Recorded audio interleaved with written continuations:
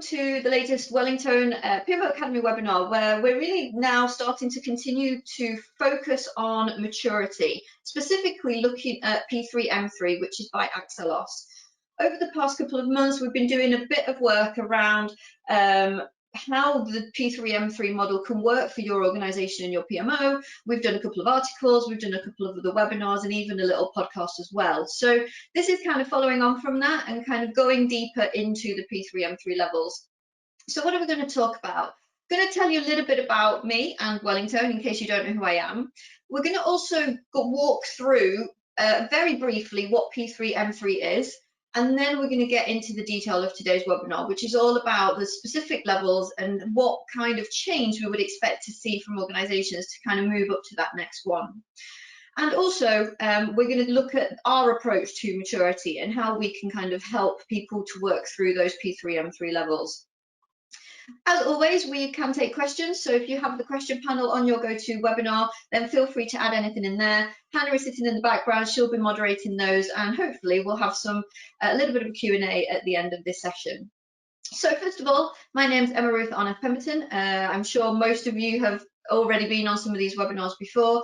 I'm the Director of Consulting Services at Wellingtone, and I'm pretty involved in the industry. So I'm a member of PMI Spain and the UK. I'm a fellow of the APM here in the UK, and I'm also involved with IPMA, which is the International Project Management Association. They are the parent body of the APM and also have a Spanish association, which I'm affiliated with as well. So I try and keep myself pretty busy in terms of what's going on in our industry. At Wellingtone, I'm also the Sustainability and CSR lead, and this means, as my boss says, that I care about the trees and the polar bears, which I very much do, but it does mean that I get to kind of organise a lot of different charitable things that we do at Wellingtone. So that's everything from our Project Management for Change, where we have our Project Management Day of Service on the years that we can all get together and provide some pro bono support for those small to medium-sized charities. And I'm also working with Responsible PM, which is really looking at how we educate people to be more responsible when it comes to project management. I also run our Future PMO, which is our flagship event here at Wellingtone. It's a big conference that we do every year, specifically targeted for PMO people and PPM people to learn, share and grow. And you can find out more about that on our website, futurepmo.com. You can follow me on social media. If you search for PMO Ninjas, you will find me, and that's across Twitter or Facebook or LinkedIn. So stay in touch and let's talk about your PMO journey after this webinar.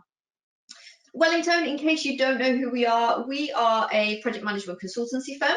We have our head office in the UK, in Windsor, and we also have offices in Dublin and in Madrid. And we even have partners who are in Latin America, kind of helping us to spread the good word much wider than just here in Europe. And our mission is to enable our clients to make a step change in their maturity, which is why we're so passionate about that maturity conversation and bringing things like the clarity around the P3M3 model that we're going to be talking about today. We are quite unique in the industry. We are the only Microsoft Gold partner that is also accredited by the APM, the chartered body for our profession here in the UK. So that makes us pretty unique, and we kind of have a blend of different ways that we support our clients, which includes technology and really deploying that Microsoft technology. We do some consultancy where, you know, I might come in and help you to set up or transform your PMO or develop career paths for people and things like that. And also training. We have the most accredited training courses that have been independently assessed by the APM and by IPMA in the industry. So we keep ourselves pretty busy, and we do that in such a way that we actually get to see what's going on in our industry, what's coming, and how what the emerging trends are can actually support your organisations moving forward. So that's enough about me and Wellingtone. We're going to get into our P3M3 webinar now. And I thought I'd start off with, what is P3M3? This approach to maturity assessment is actually based on development from the US Department of Defense and subsequent improvements that happened by Carnegie Mellon University. And since then, they've been used to measure the maturity of different types of capability, whether it's software, processes, people, and of course, P3, so project, program, and portfolio delivery management. It was later then commissioned, sorry, it was commissioned from by Axelos, from industry experts, as they call them, and Axelos was previously the UK Government's Cabinet Office, which is also known for its stewardship of Prince 2, MSP, management of portfolios, management of risk, ITIL, and much, much more. So P3M3 has the three core pillars at its heart: portfolio, program, and project. And it kind of helps us to measure the capability of your organization across one or more of those levels in a repeatable way.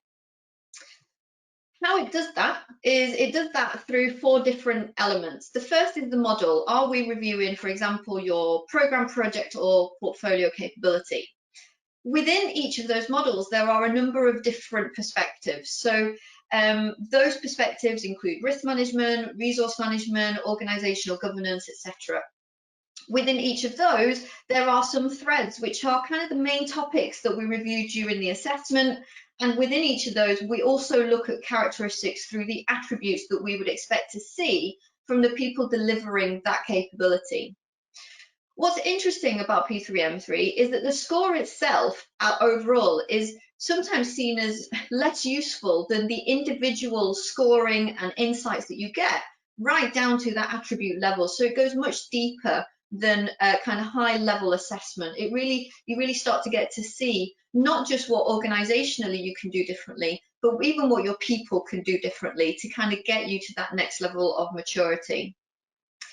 I'm not going to go deep into P3M3 today because we've done lots of different webinars and articles, and I'll summarize those for you a little bit later over the last 2 months. And there are certainly some areas that you can go back, listen back, and read about the detail of P3M3. But I wanted to make sure that we're all kind of on the same page. In terms of how this is used, we need to first of all consider the different organisational needs. So understanding those levels of maturity will provide some insight into the characteristics of organisations at each of the levels and what they can do to get to the next one. But every organisation is different. Even within industries, organisations are at different levels of maturity. So the first step is to understand the culture. What are we dealing with from a cultural perspective? The desire to want to change and to improve, and the reason as well. What's the real driver for wanting to improve maturity? As an example, we've got a couple of different here. We have a startup enterprise. The startup enterprise is more likely to be focused on developing the discipline of project management into the organization. It's likely that they don't have a complex suite of processes, and it doesn't need that. It needs enough discipline to establish something that's repeatable and that's easy for people to learn about project management and learn how to do project management. So it's really focused on that capability growth within teams to get them to a good place that we can at least report on and see what our projects are doing. As an enterprise, it will be looking towards the journey. That's kind of the starting position, is understanding and acknowledging that this is a journey. We're not going to get from level 1 to level 4 in 3 weeks, and you'll see that in a second. We've also on the other side got that established corporate who tends to be more focused on maybe the innovation of services, making sure that their shareholders are happy if it's a kind of commercial organization. And at this point, it's likely the practice of project management is already established. So what we tend to look at here, because the base is there in place, the foundations are already there, we're then potentially looking at some of the more complementary or supporting processes, such as getting better at benefits realization and really nailing that resource management or knowledge management area. Within an established corporate, it's likely that they might be a little bit more risk averse because reputation is usually at stake, particularly with the really big organizations. So you will find that established corporates will take more of a risk-based approach to decision making. They might deliberate over decisions for a little bit longer than the startup enterprise that has a little bit more agility in how it can actually work. So it's super important that we understand what kind of organization am I in before we start to look at what level of P3M3 is appropriate for me to target. So hopefully that's clear. And again, if you do have any questions throughout this, do feel free to pop them into the question panel on your GoToWebinar. And now I'm going to walk into some of the P3M3. So it's important to say, like I've just mentioned, that chasing maturity is a journey. I can't say that enough. And it can really help to understand some of the characteristics. The following levels that I'm going to show you are examples. They do not represent all of the characteristics or all of the activities that we need to move from one step to the other, but instead it's about providing you with some contextual insight for you to be able to see. So at level one, some of the key characteristics we tend to see are that we don't have any processes designed or documented. A lot of the stuff, knowledge tends to be in people's heads. There probably, or will maybe be, no PPM roles that are established in the organisation with a career path so that people can get into project management. It tends to be more ad hoc than that. There's usually not a PMO at this point, and there isn't really much visibility of the ongoing projects, of what's going on. There's no kind of status reporting or anything like that. And like I said, there will be individual champions for project management who are probably working based on past experience as opposed to what's required from them by that organisation. In terms of some of the things that people can do, so we can develop some simple standards and processes to encourage project management as a practice. So at this point, it might not be that we want to enforce anything. It's just about changing the mindset a little bit and putting things out there that maybe help people to understand the value of project management as a discipline. To support that, we might want to develop some training workshops to give people a little bit of confidence in how to use the stuff should they choose to use it. And one of the key things for me is consider creating a project inception process. So how do we start projects? How do we decide that an activity is actually a project? And how are we then going to recommend that we manage that? It's not going to be perfect, but what doing that early on helps you to do is to get visibility of the projects that are coming, or the work at least that people are doing and have on their radar. If you don't create that project inception process, you might only find out that things are going wrong or that things are happening when things have gone wrong, or when somebody deems it necessary to kind of surface it into the organisation. So that's kind of level one. Typically, our clients start with us at between a high 1 and this next level 2. At level 2, we will have some processes and procedures that are designed and written down, but again, we haven't enforced it up to this point, so it's likely to be used as per the individual. So rather than everybody's using it consistently, it's very much down to a person to say, actually, I think that's going to help me. There's probably an existing project manager role at this point as well, albeit there might not be like a very clear career path. Those project manager roles tend to be people who have been brought in externally to manage a specific piece of work, and they are going to be the ones that are starting to work in that project management disciplined way. Although we have the project manager role, it's likely that we don't have kind of any supportive roles. So again, there might be a PMO, but there's not likely to be change managers, there's not likely to be business analysts necessarily, and some of those supporting roles, PMO officers, PMO specialists, that kind of thing. And there'll be some visibility of ongoing projects, but not total visibility. So it can generally be quite limited. And as I said, depending on the supportive roles that are in place, you may have a PMO of sorts, you may not have a PMO. That PMO, if you do have it, is likely to be focused on very tactical work, maybe developing some of the stuff that's happening or trying to get information about what projects are going on in the business. In terms of the road to maturity, if you're a level 2 and want to get to that next level, is making sure that those core delivery processes are detailed. They are actually written down in a simple way so that people can pick them up and run with them. You might also want to consider some formal training for people. So whether it's accredited or whether we send people externally, is giving them that extra layer of knowledge to be able to use those core delivery processes well and confidently. We'll start to be seeing reporting and visibility of projects at this point. We'll start to be understanding the process and any pain points, any areas where we might need to support, whether we are PMO or whether we're leaders of the organisation. And we start to see that information is centralised. So all of the above is likely to be centralised in a place that's easy to access, whether that's an intranet site, but just really a place where we can manage that information.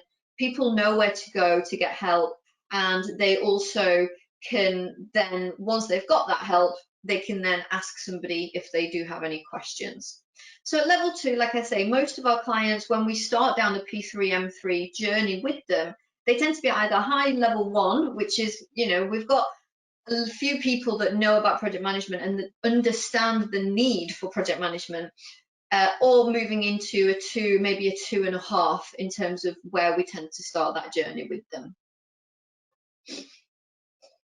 So at level 3, this is the next level. So here we have kind of all of our processes are established and they will be being utilized consistently. So they're being used for all projects. There is more than likely a PMO in place that's supporting that delivery, and there are those project supportive roles are more formalized, so that we will have sponsors, we will have a project board, we will have a senior supplier if you're using the Prince2 words. And one of the things that may be missing but might have some access is access to real-time KPIs. Quite often at this level, we are spending time each month collating information from different people, maybe putting it in a spreadsheet, manipulating it around a bit, and then putting it into a PowerPoint deck or something like that to present. So real-time KPIs tends to be one of the things that's missing at this point. And also a system for centralizing that data. So it might be that everybody's kind of working on their own desktop or their own OneDrive or whatever they're doing, as opposed to working in one collaborative space. So we could be making strides towards that at that level, but that is, again, something that quite often is one of the areas that we need to improve on. In terms of getting to that next level, really it's about developing communication and engagement activities. So almost starting to create that wider community of practice so that we can support people in different ways. It's now, to get to that next level, it's not just about that ticking the box of the core processes, but really kind of helping people to develop their project management capability. And also focus on the key pain points. So developing the processes that we have so that we can target key areas where things tend to go wrong for us. And that's something that can really help to get to that next level of maturity, but also to really get people to understand the value of project management. Again, we're looking at how can we get better at that kind of collation of data, but also analysing it now for that trend analysis, that what are the areas that we need to improve, and kind of feeding into that continuous improvement cycle of how we do projects. And we can also introduce some real-time self-service KPIs through that centralized system so that people can go and find the information for themselves rather than having to wait for something to land in their inbox from us or something to land on their desk, if any of you are still working in the office. And one of the other key things at this point that we would expect to see to get to that next level is to establish some audit and assurance processes that are kind of embedded in the ways of working and that are intelligent and pragmatic as well. That's one of the things that we've seen through the lockdown and COVID, is quite a lot of our governance and assurance activities have gone by the wayside. So really using something that, or creating something that can actually support our project's delivering rather than maybe the perception of these things adding bureaucracy to us. So level 3 is a pretty good, healthy level. Not everybody wants to get to level 5, and we'll talk about that when we get to level 5. It's a pretty, like I say, a pretty good, healthy level. It's, a great place to be for lots of organisations.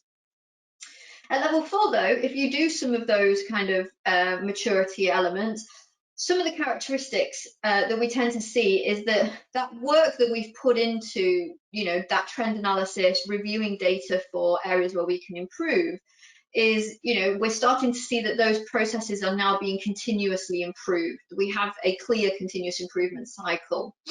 There will be a PMO in place at this stage normally, and again, all of the sponsor roles tend to be formalized. because of system limitations and the ability to do that, again, we do kind of look at, we may or may not have access to real-time KPIs, but there will be a centralised place usually for people to work together in that collaborative space. It might not be completely formal in that we've bought a system, but there will be a space where people tend to be collaborating together. And at this level, the PMO itself is usually respected as a centre of competence or a centre of excellence, depending on how you want to call it. It's a team that, you know, is adding support, is doing that core process training, but also that complementary skills as well. To move out of level 4, then we really need to make sure that those enabling processes, so not just the core processes for delivery, are also being fed into continuous improvement to make sure that we are being as efficient as we can be. And we'll have a community of practice in place, or we should be putting a community of practice in place, giving people development opportunities, like I mentioned earlier, just some complementary skills, you know, whether that's communication or influencing skills, stakeholder engagement, some of the, you know, even working in a virtual environment nowadays. At this point, we would expect, if you want to move from level 4, is to develop some really focus on that real-time KPIs so that people can be a bit more self-sufficient rather than having to spend lots of time collecting data. And because of that, we'll be able to provide insights and analysis to senior manager to kind of start to inform better decision making. Communication and engagement through that community space is going to be key to kind of really move this forward in maturity. And there's likely to be work being done on a project management career path for those that are interested in project management. So we're starting to see that at level 4, we're starting to really step outside of the technical elements of delivering projects, but really focusing on the people side and those kind of enabling and supporting activities. Now, level 5 is the top of the scale.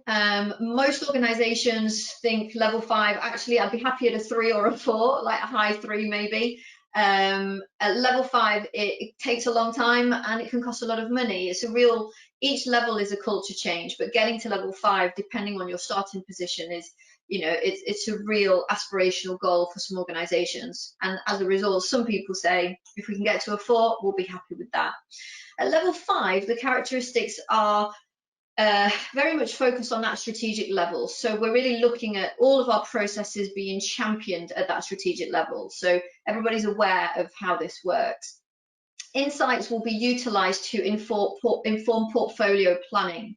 So actually, it's quite likely that the PMO is in the room, and they will support that balancing of that portfolio. They'll be doing prioritisation, they'll be looking at resource and demand management, and really focus, like I say, on that strategic work. And that continuous improvement practice supports trend analysis across a spectrum, both internal and external to the organisation. And in terms of kind of getting better at this, it's not just a case you get to the top and then you stop working on it. This is then about really consolidating that community of practice across the wider organisation, not just the delivery teams.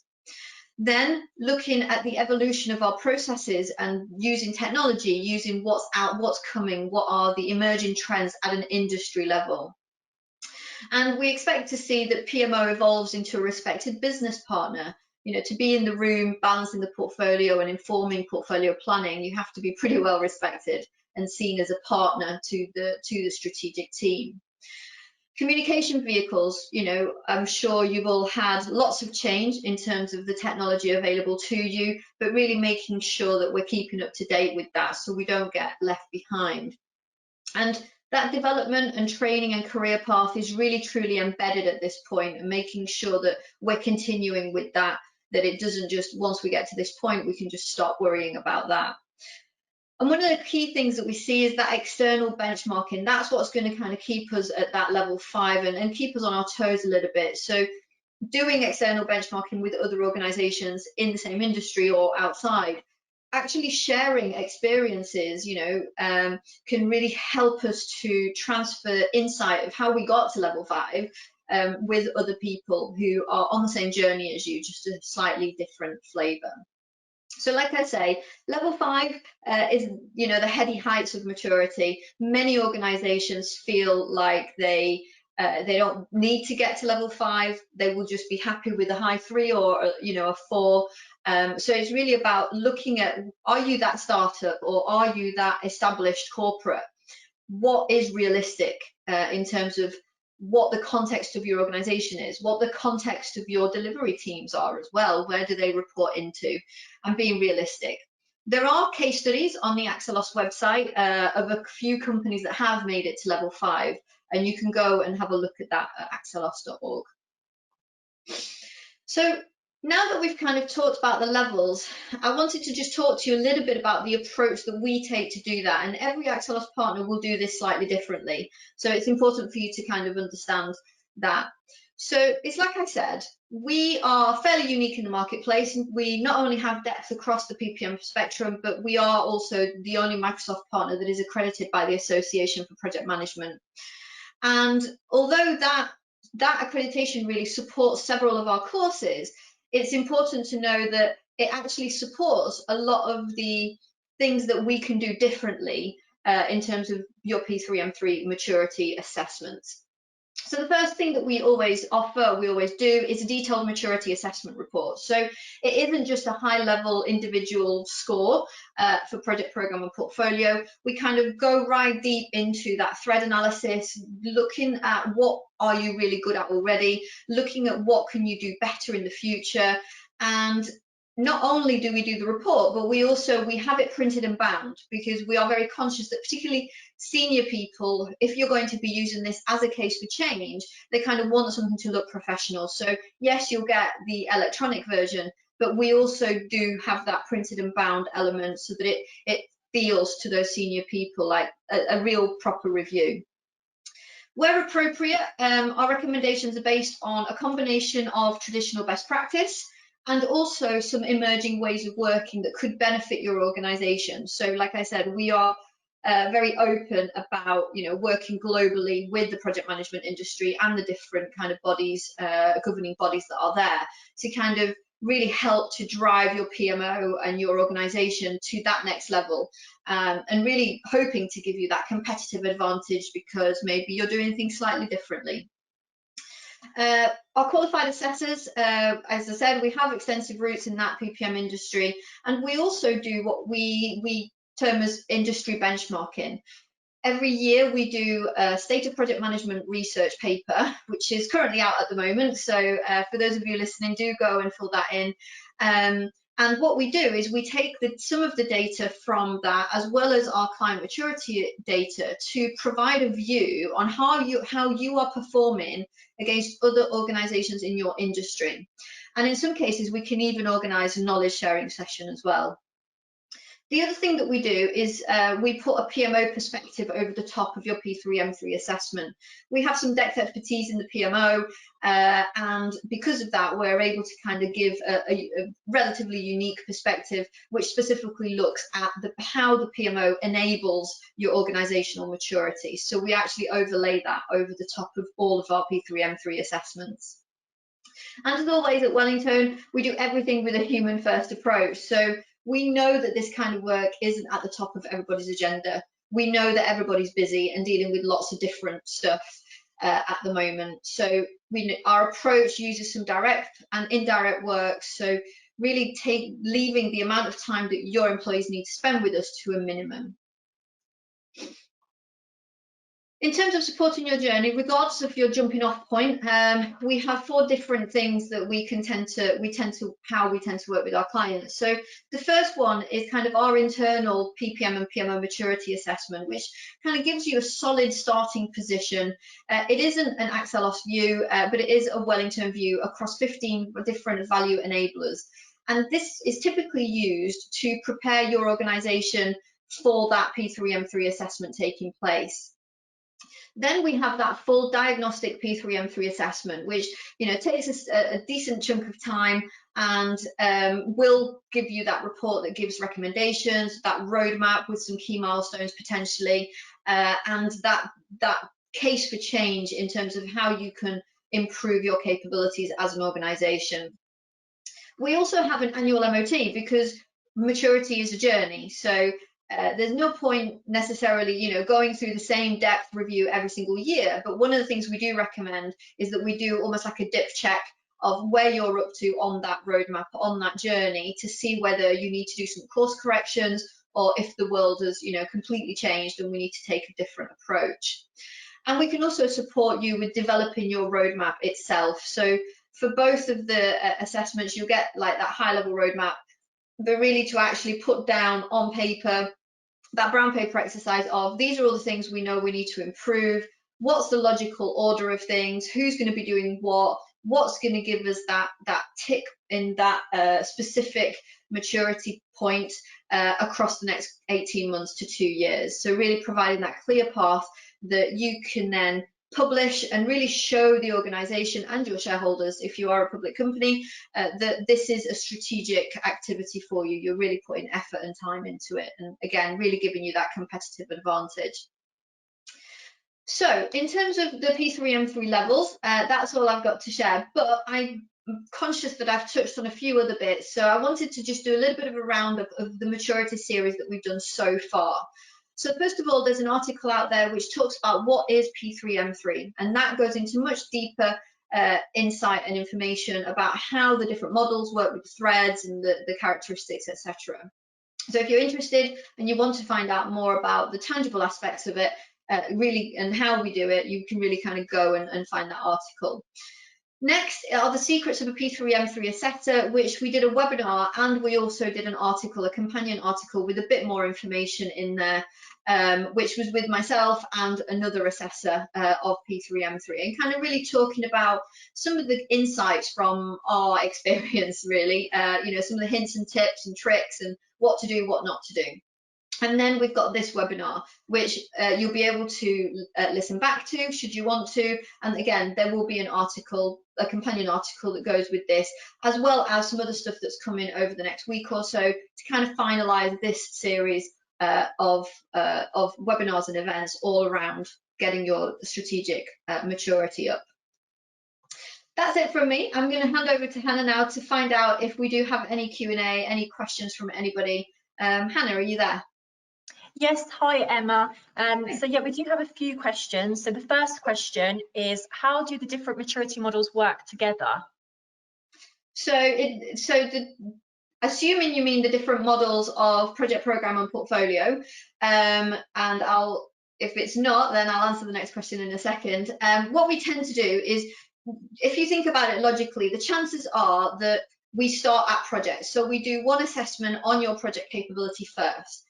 Because if you think about it, it's unlikely that you're at a higher or the same level at the program or portfolio level if your project management maturity is quite low. It actually tends to work the other way. Once your project management maturity is in a good place, then we look at program, and we tend to find that's a little bit lower, and then we look at portfolio, and that tends to be a little bit lower. So it's kind of stepped in the opposite direction. The more you go through the level, the different models, the lower the generally it is. If you work at a purely strategic level, then we might actually do a portfolio assessment first, depending on one of the key elements of this is really defining the scope up front. So we spend a decent chunk of time really understanding your organisation a little bit and deciding what's going to be the best approach. Do we need to do one of the models? Which one is it? Do we maybe need to do two? Although that does take a lot more time and effort from both Wellingtone's point of view, but also your internal,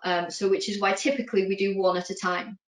If you mean the different models that are out there, so P3M3 is one of a number of different maturity models. The PMI have one, which is OPM3, which is organisational, project, programme and portfolio management, and they tend to be very separate entities.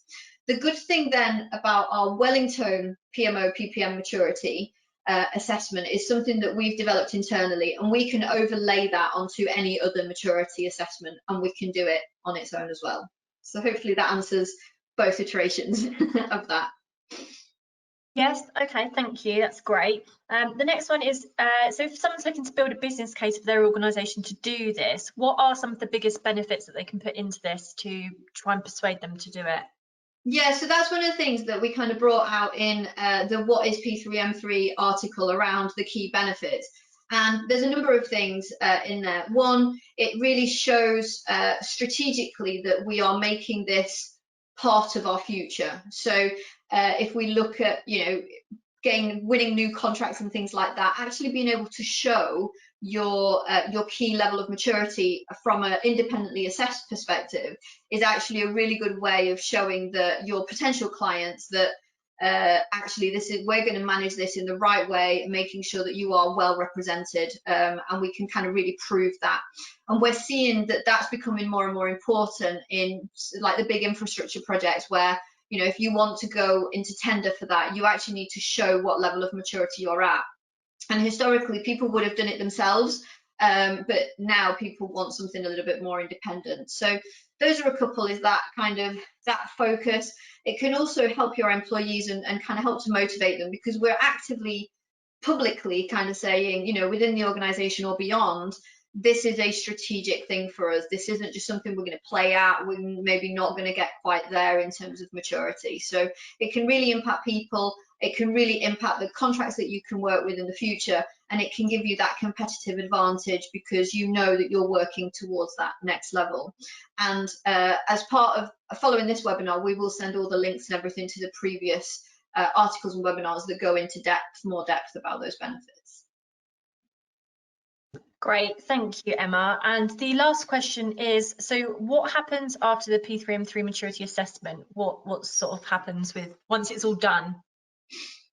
So a number of different things. What most of our clients tend to do, so I'm currently working with somebody at the moment, we've done the assessment, and then what we do is we work with them to develop their roadmap. So we actually put in place a roadmap that they publish, that they make it clear to their teams, these are the steps we're going to take to get to that level of maturity. And we can even go down to the level of saying, if we do these things by this time, this is going to give us that extra half a mark on maturity. So kind of really driving people towards that. Part of that process is making sure that everything has an owner. So as I'm sure most of you will be aware, we often have really great ideas and we want to do something, but we get busy. So really making sure that everything has an owner, and we make people accountable in that way. We publish it, make it clear, and the Wellingtone support doesn't end there. So we will continue to support if people want us to develop some of those key recommendations, to actually help them to embed it, do the comms piece or whatever it might be. So depending on the recommendations, Wellingtone can and will be involved if they want us to be. And then after a year, we'll come back, we'll do that MOT, make sure that we're still on the right path. Has the world changed? Because who knows what's going to happen right now. And yeah, kind of keep in touch. The thing with working with Wellingtone, it's not a once and done scenario. So we're not the kind of consultancy that will just leave you to it after we've done our bit. We do touch base. We do have communities that you can join to kind of get that information. We even do our Dr. PMO clinic that you can just talk to us for 30 minutes if you want to, about anything that's going on, bounce ideas, offers and things like that. So we do try and build that relationship so that you can get to that next level and you don't feel like, sometimes it can feel a little bit lonely when you're trying to drive for those kinds of improvements. And interestingly, and one final point I will say, is this has been one of the things that's really kind of taken off since the pandemic started. I think lots of PMOs and organizations have had to change so much so quickly that they found this as actually is a great time to take stock, to reflect on what do we do well, what do we need to be able to do in the future, what are the improvements, how can we get there, how can we get more agility in our ways of working. And I would say since July, August, I've been doing maturity assessments pretty solidly right up until now, where I'm still doing that work. So I think people have taken this time to kind of be a little bit more pragmatic about taking that time to really reflect. So now's a great time to do it, because we can really set you up for the future and kind of reboot your organization when it comes to project management. That's great. Thank you so much, Emma. That's all the questions that we have for today. Okay, that's amazing. Well, thank you very much all of you for joining. I hope you found it interesting and insightful. We'll send you the links. Keep your eyes open, register for our newsletter for some of the other P3M3 stuff that are going to happen as well, that are going to come along before the end of the year. and we hope to see you at our next event. Have a good rest of the day, stay safe, and we'll see you soon.